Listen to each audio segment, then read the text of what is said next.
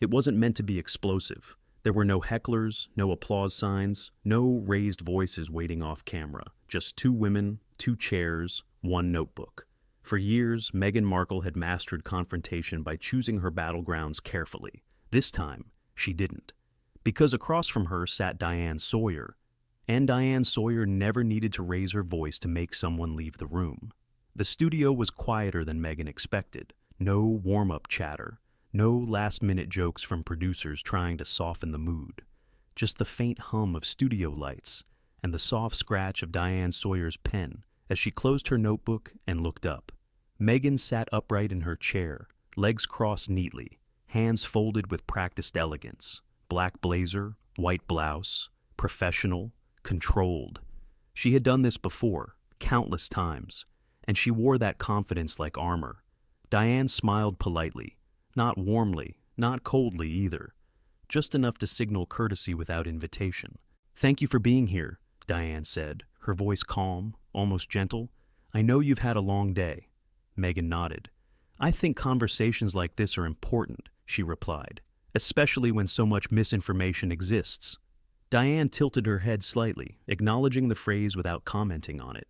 She had heard it before, many times, from many people. They sat for a beat, silence, deliberate and unhurried. "So," Diane continued, "you've spoken often about reclaiming your voice." Meghan's lips curved into a familiar smile. "Yes. For a long time, I didn't feel I was allowed to speak openly." "Allowed," Diane repeated softly, as if tasting the word. Meghan didn't notice the pen pause. "You've described your experience as one of constant pressure," Diane went on. "Scrutiny, judgment, loss of agency." "That's right," Meghan said. "It was relentless." Diane nodded once. "And yet," she added, "you've been speaking publicly about it for several years now. Books, podcasts, interviews, documentaries." Meghan's posture stiffened just slightly. Not enough to be obvious, but enough for the camera to catch it. "I'm not sure what your point is," Meghan said carefully. "There isn't one yet," Diane replied. "I'm just listening." The word yet lingered longer than it should have. Meghan inhaled, exhaled. "Healing isn't linear," she said. "Just because I speak about it doesn't mean the wounds disappear." Diane offered a small nod. "Of course. But I wonder, does repeating a story ever change the way it's received?" Meghan's smile faded a fraction. "Are you suggesting I shouldn't speak?" "No," Diane said quickly. "I'm asking whether the audience hears something new each time, or whether they begin listening differently." The room felt smaller. Meghan shifted in her seat. "People project their own discomfort," she replied, "especially when a woman refuses to stay silent." Diane didn't challenge that. She simply flipped a page in her notebook. "You've spoken about institutional cruelty," Diane said, "about being isolated, unsupported." "Yes," Meghan said firmly. "That's my truth." Diane looked up. "Is it the only truth?" There it was. Meghan blinked. "I'm not sure I understand." Diane's tone didn't change. "In stories involving many people, truths tend to overlap. Sometimes they conflict." Meghan let out a soft laugh, polite, controlled. "With respect, Diane, I didn't come here to debate my lived experience." "And I didn't invite you to," Diane replied. "I invited you to explain it." Meghan's fingers tightened together. For the first time, she leaned forward. "I think there's a fine line between explanation and interrogation." "Is there?" Diane asked. "Or does that line move depending on who's asking?"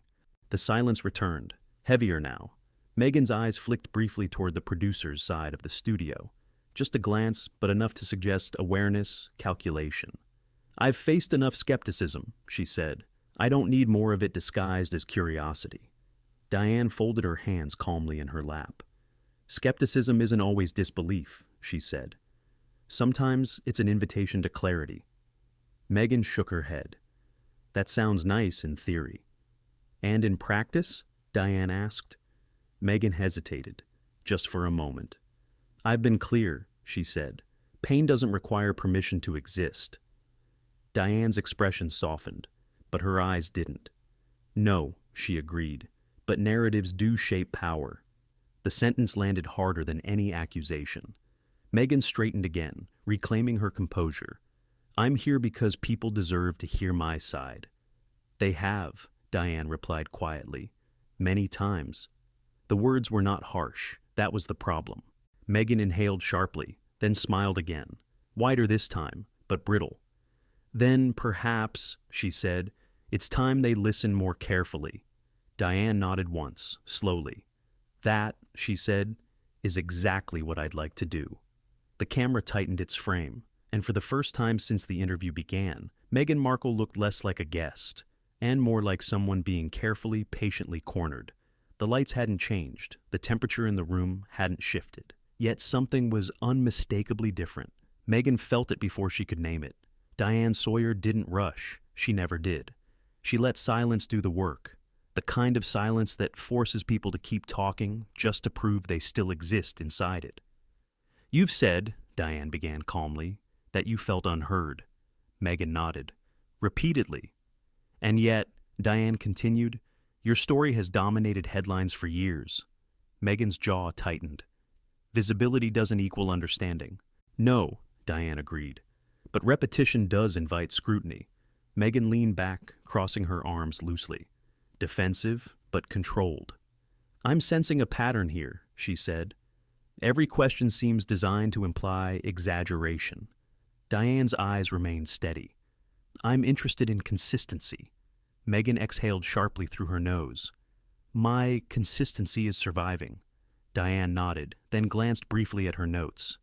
In one interview, you described isolation so severe you had no one to turn to. Meghan stiffened. She recognized the phrasing. In another, Diane continued, you spoke about close friends, therapists, and a strong partnership. Meghan's smile vanished completely. Those things aren't mutually exclusive. Of course not, Diane said, but language shapes perception. Meghan leaned forward now, her voice firmer. Are you policing how trauma is expressed? No, Diane replied evenly. I'm asking how the audience is meant to interpret it. Meghan's tone sharpened.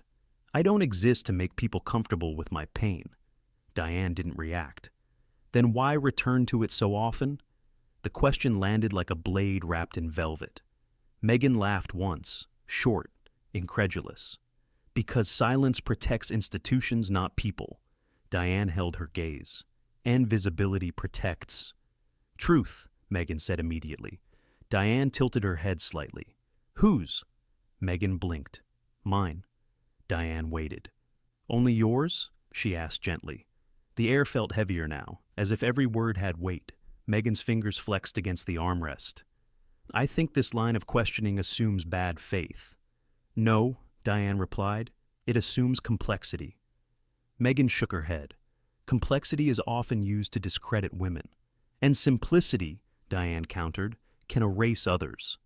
Meghan's voice rose for the first time, not loud, but sharp. I'm not responsible for how others feel about my truth. Diane nodded once. No, but public narratives rarely belong to one person alone. Meghan's eyes flashed. So, now I'm being told to share ownership of my own life? I'm suggesting, Diane said calmly, that when stories involve families, institutions, and nations, they echo. Meghan scoffed. That sounds like a very convenient way to dilute accountability. Diane didn't flinch, or to widen it. A pause. Meghan leaned back again, crossing her legs this time. A reclaiming gesture. I've noticed something, she said coolly. When men speak repeatedly about hardship, they're called brave. When women do it, they're questioned. Diane's expression softened slightly. That double standard exists. Then why perpetuate it? Meghan pressed. I'm not, Diane replied. I'm examining narrative power. Meghan shook her head, frustration visible now. You're dissecting my experience like it's a case study. Because you presented it publicly, Diane said gently. And public stories invite public understanding. Meghan's lips pressed together. This feels less like understanding and more like skepticism. Sometimes, Diane said, they look similar. Meghan leaned forward again. I came here expecting fairness. And you have it, Diane said. Fairness includes difficult questions. Meghan laughed again, louder this time. This is exactly why people don't trust the media. Diane raised an eyebrow slightly. Because we ask? Because you frame, Meghan shot back. You control tone, context, what's emphasized. Diane nodded. That's why I choose words carefully. Meghan gestured vaguely between them. Then choose better ones. Diane didn't respond immediately. She closed her notebook, slowly, deliberately, and placed it beside her. Meghan, she said softly, do you believe your story will ever be finished? The question caught her off guard. I don't know, Meghan said after a beat. Healing doesn't have an end date. Diane nodded. Then perhaps the tension isn't about repetition. She paused. Perhaps it's about resolution. Meghan's eyes narrowed. What are you implying? I'm asking, Diane said evenly, whether this story moves forward or circles. The camera pulled slightly tighter. Meghan Markle did not answer immediately, and in that pause, something fragile, something carefully maintained, began to crack. The silence after Diane's last question stretched longer than before. Meghan finally spoke, but her voice had changed. You're framing this as a loop, she said, as if I'm stuck. Diane didn't argue. She reached for the notebook again. I want to read something, she said calmly.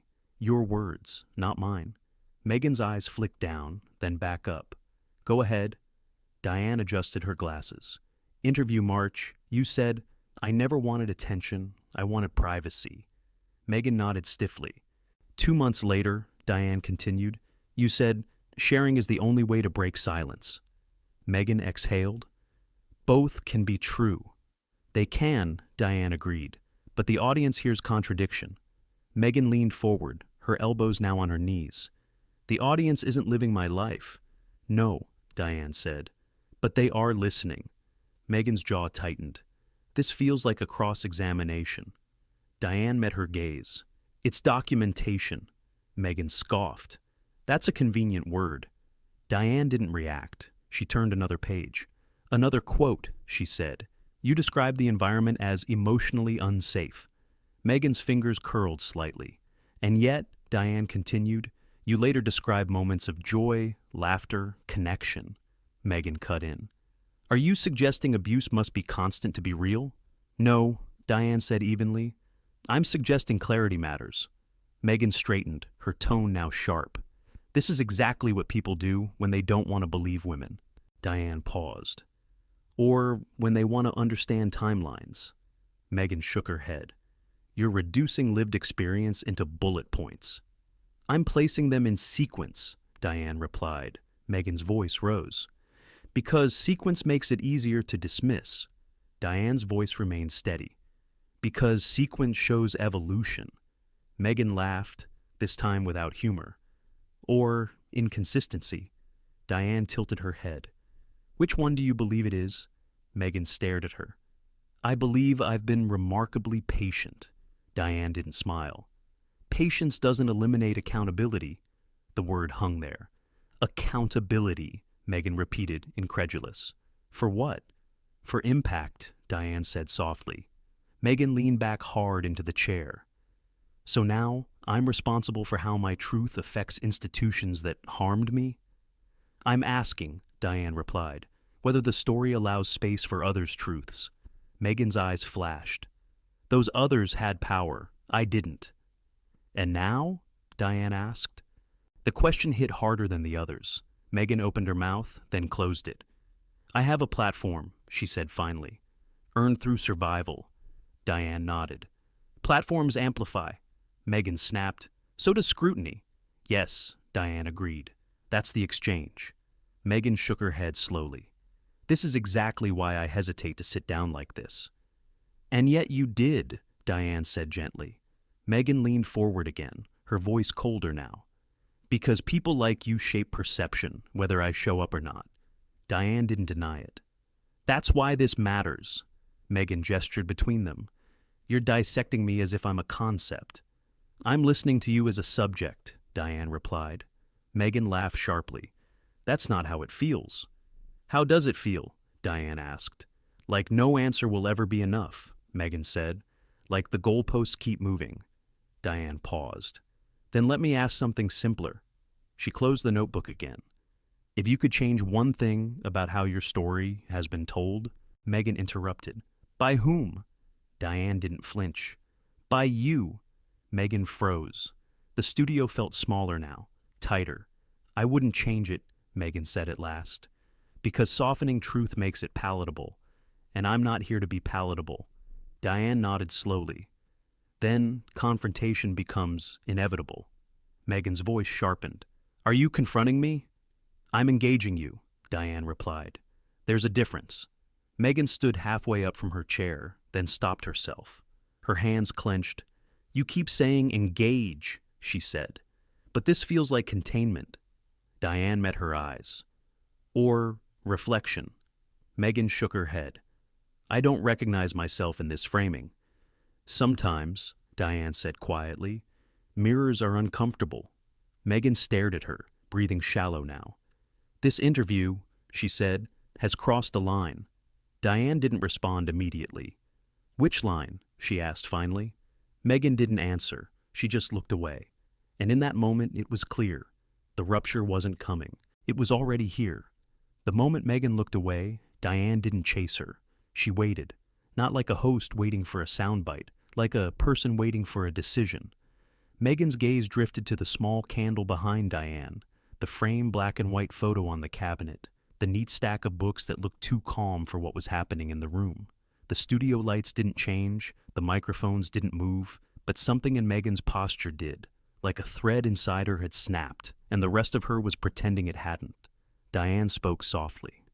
You said this interview crossed a line. Meghan's eyes returned, sharp. It did.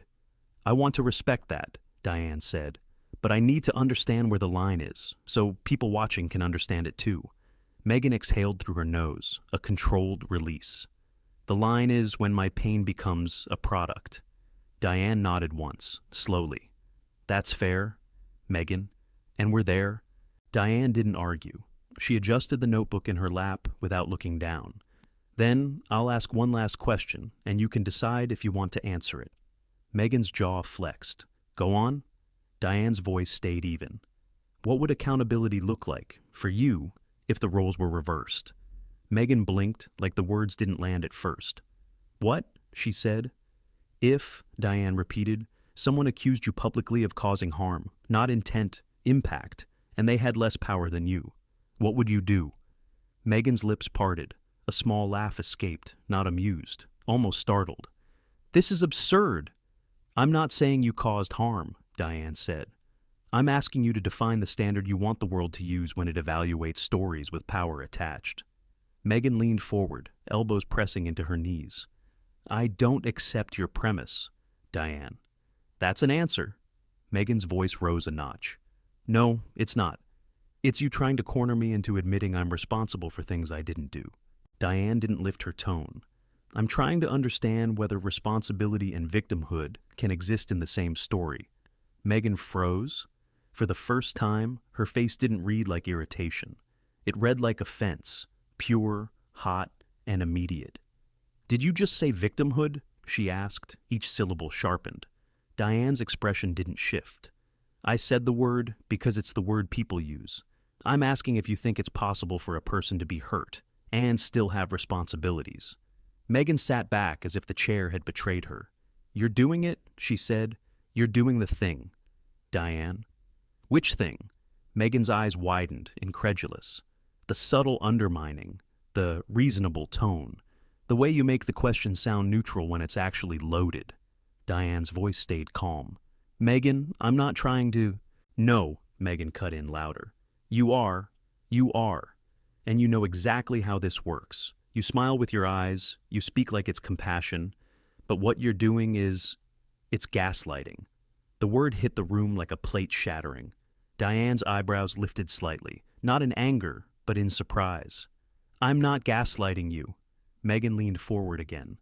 You're telling me my reality is inconsistent, my story is contradictory, and now you're saying responsibility belongs to me in the same breath as you use the language of victimhood. Diane's voice remained low, measured. I never said your reality wasn't real. I said clarity matters.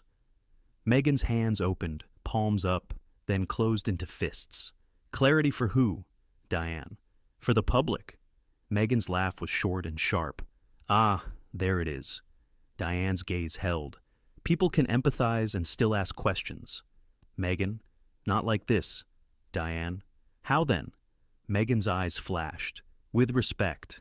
Diane nodded slowly. I believe I have been respectful. Meghan's tone turned icy. Respect isn't just manners. Respect is believing someone when they tell you they were hurt. Diane, I do believe you were hurt.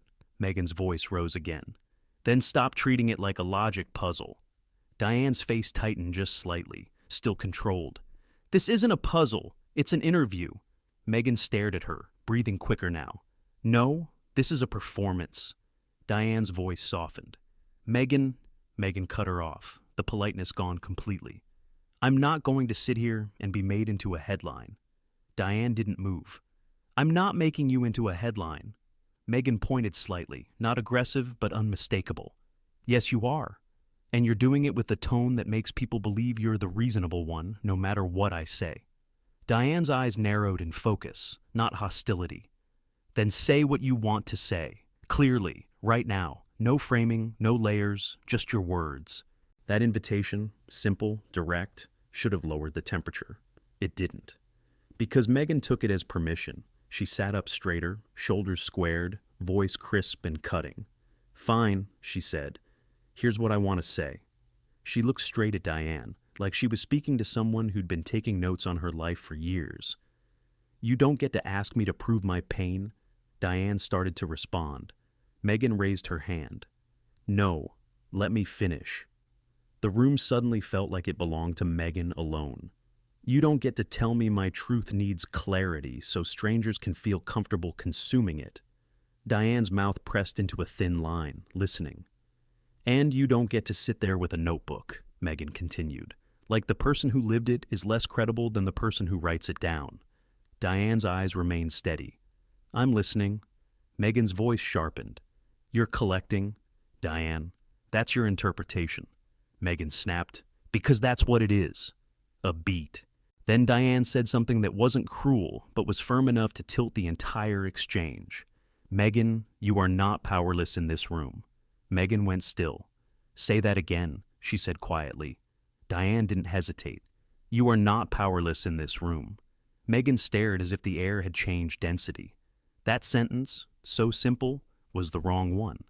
Because Meghan had built her entire stance on one sacred foundation, that she had been unheard, unsupported, cornered by institutions, denied agency.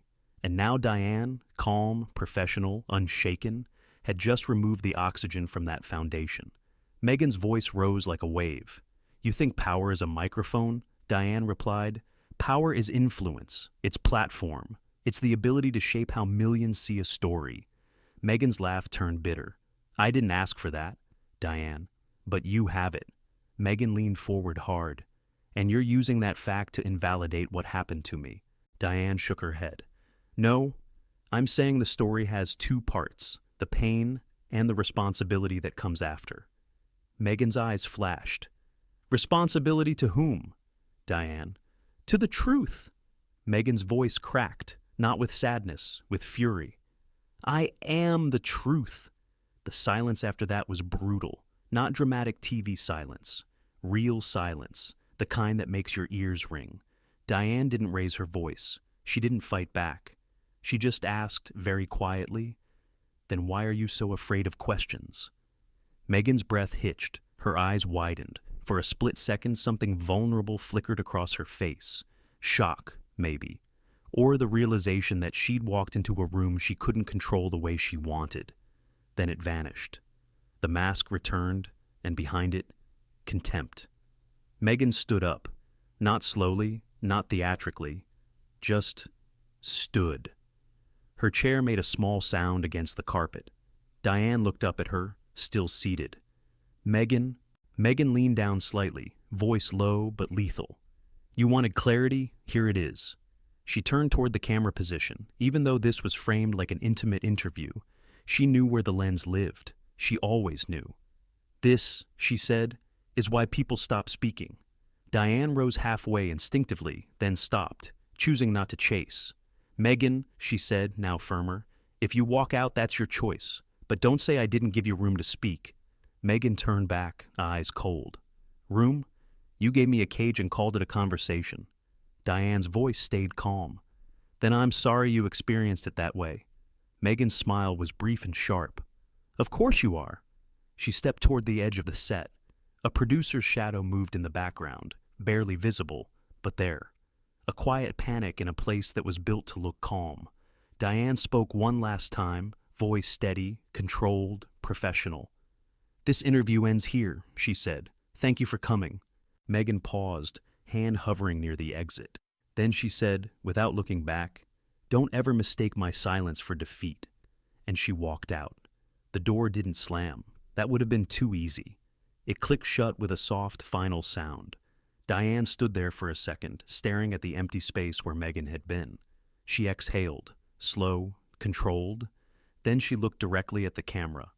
Sometimes, she said quietly, the truth doesn't leave with the person who tells it. She closed her notebook. And sometimes, she added, the questions are the story. Cut to black. If you felt that tension through the screen, hit like.